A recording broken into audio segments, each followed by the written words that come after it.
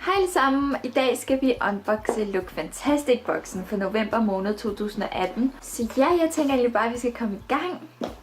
I den her måned ser boksen sådan her ud. Så den er sådan en dyb blå farve, sådan, det ved jeg, ja, en dyb blå eller lilla farve med rød-guld skrift og sådan en lilla rød-agtig farve bagved. Og jeg synes faktisk, den er rigtig, rigtig smuk den her måned. Den er meget simpel med 2 farver, som de ofte plejer at sende boksen ud i. Men jeg er stor fan af farven rød-guld, så det er sådan, den er bare virkelig smuk. Så ja, så lad os se, hvad der er indeni. Godt, så har vi den berømte brochure her. Og så har vi selvfølgelig vores Elle-magasin den her måned. Det er faktisk nogle super flotte farver, det her frontcover har. Og så har vi alle vores produkter herinde, som vi lige kigger på. Så den allerførste ting, jeg trækker op, det er en bath bomb. Altså en, hvad nu det hedder, sådan en badebombe. Ja, en badebombe til ens badekar. Når man skal i bad, så smider man den her ned i vandet, og så skulle det sådan bruse op, eller sådan, ja, give vandet sæbe og bobler og sådan rigtig lækkert. Og den her, den er med acai berry og hibiscus tea. Og den ser rigtig, rigtig flot ud. Og faktisk så fik vi sådan en her sidste år. Jeg ved ikke, om det var i decemberboksen eller i novemberboksen. Men vi fik sådan en nogenlunde main til, bare sådan blå. Og jeg tror, jeg igen i år vil give den her videre til min kæreste Alexander, sådan så han kan bruge den, når han skal i bad. Fordi at jeg ikke er glad for badekar, så ja, men det der er meget nice, at han kan bruge den. Så går vi videre og ser, hvad der ellers er. Så er der et produkt fra Melau, som er den her fine en, og det er en pen eyeliner, en precision pen eyeliner. Det er i farven, det står der ikke noget om, men lad os åbne den og se. Okay, så det er faktisk en flydende eyeliner, og den er sort, og den skulle være mere pointy, altså mere spids i enden. Lad os se, om den er det. Ikke sådan voldsomt spids. Jeg har set spidser, der er mere spids, så man rigtig kan lave de vildeste designs eller mønstre på ens ansigt. Den her, den er sådan medium, vil jeg sige. Men sådan en tus eyeliner har vi fået, som man også kan kalde det for. Så ja, dem er jeg faktisk rigtig, rigtig glad for. Jeg kan rigtig godt lide dem i starten, fordi de er friske og fyldt med farve, men jeg synes bare, at de tør sygt meget hurtigt ud, så det er bare en kæmpe ulempe, synes jeg. Så altså jeg foretrækker flydende eyeliner, hvis jeg skal bruge eyeliner, men ja, de her, de holder bare ikke særlig længe, synes jeg. Nu må vi se med den her. Lad os se, hvad der ellers gemmer sig hernede. Okay, så har vi fået en dagcreme fra Ren Clean Skincare, som er den her, så vi har fået en lille dagcreme, og jeg synes, man får rigtig ofte dagcremer med i de her beautybokse. Det er også meget fint, men jeg synes bare, det er rigtig svært at bruge dem alle sammen op, især body lotion, fordi jeg ikke bruger body lotion særlig ofte. Men så er det en god ting, at man altid kan sælge det videre på Facebook eller noget andet, eller at det kan holde sig i pæn lang tid, hvis nu at man så alligevel løber tør for en dagcreme. Eller det er faktisk også rigtig gode at have med sig i tasken, hvis man skal overnatte hos nogen, eller man bare gerne vil have den med til skole, så fylder den ikke særlig meget, så det er egentlig meget nice at have de her små fugtighedscreme liggende lidt over det hele. Så har vi fået et produkt fra Elemis, og det er en papaya enzyme peel. Og okay, så det her, det er faktisk en exfoliator. Så det er en, en scrub til ens ansigt. Og jeg er rigtig, rigtig vild med scrubs. Jeg elsker scrubs. Jeg har lidt mange, jeg har faktisk kun 3 stykker scrubs lige pt. Og jeg elsker dem alle sammen, som jeg har. Så jeg synes, det er mega fedt, at man hele tiden kan prøve andre scrubs. Fordi jeg synes, det bare gør så meget godt på min hud. Det sådan fjerner alt det sådan ro hud, hvis det giver mening, sådan at gøre huden rigtig blød. Så det kan jeg rigtig godt lide ved de her scrubs. Så jeg er sådan en lille fin en, og det her mærke skulle være super godt.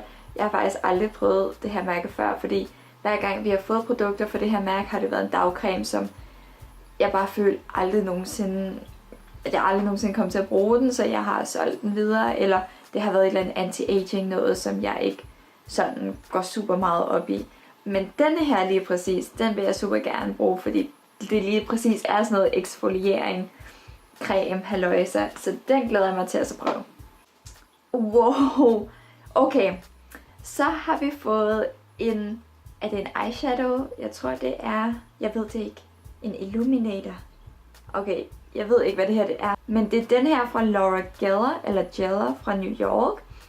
Og jeg synes bare, at den er super sådan shiny, og altså den går, det ligner noget man kan spise. Det ligner sådan en flydende karamel, man lige har rørt rundt lige inde i den der lille tingeling her. Man får helt lyst til at spise den, synes jeg. Og den ser meget julet ud. Okay, sådan her ser den ud indeni. Den er simpelthen så flot, men altså jeg har slet ikke lyst til at røre den. Så flot er den virkelig. Men vi bliver nødt til det. Jeg vil rigtig gerne se, hvordan den sådan er. Og jeg tror, det er lidt af en highlighter. Lad os lige læse lidt om den, før vi sådan rører ved den, tænker jeg. Okay, ved I hvad? Det her, det er faktisk, jeg troede, det var en highlighter. Men det er lidt en highlighter-agtig. Men der står faktisk, at man kan bruge den som en almindelig puderagtig, eller sådan. Selvfølgelig, du bruger en sådan mat puder, eller hvilket finish du godt kan lide. Men så putter du den her ovenover, så du får den her illuminating finish. Så du får sådan en naturlig glow til dit ansigt. Men jeg synes bare, at den ser virkelig shiny ud i emballagen. Så jeg synes lige, vi skal give det et lille swirl, eller hvad det hedder. Okay, på fingeren ser den virkelig pigmenteret ud. Det ligner en øjenskygge, eller en seriøs decideret powerful highlighter. Ej, den er altså ret vild. Jeg kan ikke forstå, altså om man putter den her sådan over hele ansigtet, det ved jeg ikke. Der står også, at man også kan bruge den til kroppen, hvis man gerne vil give sin krop sådan et glow. Men jeg synes, den er ret ekstrem. Hvad synes I? Altså, for mig vil jeg bruge den her som en øjenskygge eller en highlighter, hvis jeg brugte den meget sådan let med en let hånd. Men det ved jeg ikke. Det ved jeg ikke. Jeg skal ikke fortælle, hvorfor jeg skal gøre. Men den er lidt ekstrem, hvis man skal have det over hele ansigtet, tænker jeg. Jeg ved det ikke, men den er super flot. Altså, jeg vil helt klart bruge den her som en øjenskygge eller en highlighter. Allermest en øjenskygge, tror jeg faktisk. Og så har vi denne her. Og det er faktisk, jo, der står det. En Contour Cosmetics. Hvad er det her? Okay, den ser sådan her ud. Det er sådan et lidt sjovt produkt, fordi at det ligner en lipgloss eller en liquid lipstick, men selve mærket tror jeg hedder Contour. Så jeg ved ikke, om det er flydende contour, eller hvad det er. Nå, okay, det er en lipstick, der står faktisk lipstick lige der. Så ja, en lipstick. Og den her farve, den er meget rosa, lidt lyserød, hen i den sådan, ja, hvad kan man sige, røde, lilla, lyserød afdeling. Jeg vil kalde den for rosa, den her farve. Og jeg har sygt mange af den her farve, altså i alle mulige former. Jeg har den i fast læbestift, i flydende læbestift. Lip liner har jeg faktisk. Og jeg synes også, at vi får rigtig mange læbeprodukter i den her farve i de bokse, der bliver sendt ud. Og jeg elsker den her slags farve på mine læber, fordi jeg synes, det passer godt til de farver, mit ansigt har, og mit hår osv. Men ja, jeg har måske lidt for mange af den her farve, jeg ved det ikke helt. Måske er det en anden tone. Det må jeg lige kigge på, men jeg har ikke tænkt mig at åbne den lige nu, fordi det ville være så ærgerligt, hvis jeg allerede havde den her farve. Og jeg så åbner den, og så er det sådan lidt spild på en eller anden måde. Men den er super flot. Jeg elsker indpakningen, og det er en super flot farve. Altså det er nærmest en farve, der passer alle hudtoner og hårde farver. Så virkelig, virkelig flot. Godt, så det var faktisk alle de produkter, vi fik den her måned. Vi fik 6 produkter i alt.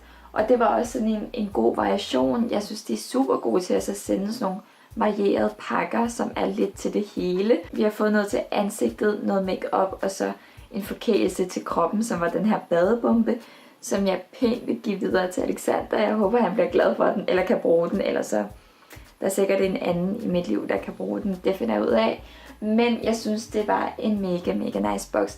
De her makeup produkter, de er faktisk lige mig. Jeg bruger rigtig, rigtig ofte eyeliner. Jeg har faktisk ikke lavet en wing i dag.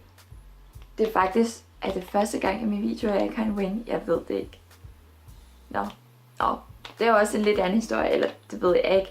Jeg plejer altid at have en winged eyeliner på mine øjne, når jeg laver videoer, eller jeg skal til et arrangement. Så den her, det er helt klart et produkt for mig. Den her farve er jeg super vild med, og den er bare så smuk, seriøst.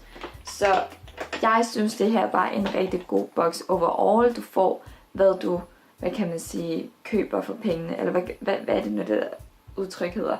Du får, hvad du, du får, hvad du giver, hvad er det? Du får det for, du får det, du giver for pengene. Du får, hvad du betaler for. Du får, hvad du betaler for, synes jeg. Så ja, det var det, jeg ville fortælle jer i dag og vise jer i dag. Jeg er super glad, og jeg er spændt, og ja. Tusind tak, fordi I så med. I er meget velkommen til at følge mig ind på Instagram og Facebook som Davyflavor. Abonner meget gerne på min kanal og like den her video, hvis I kunne lide den. Det vil gøre mig sindssygt glad. Ellers er der ikke så meget end at sige, at vi ses i min næste video. Hej hej!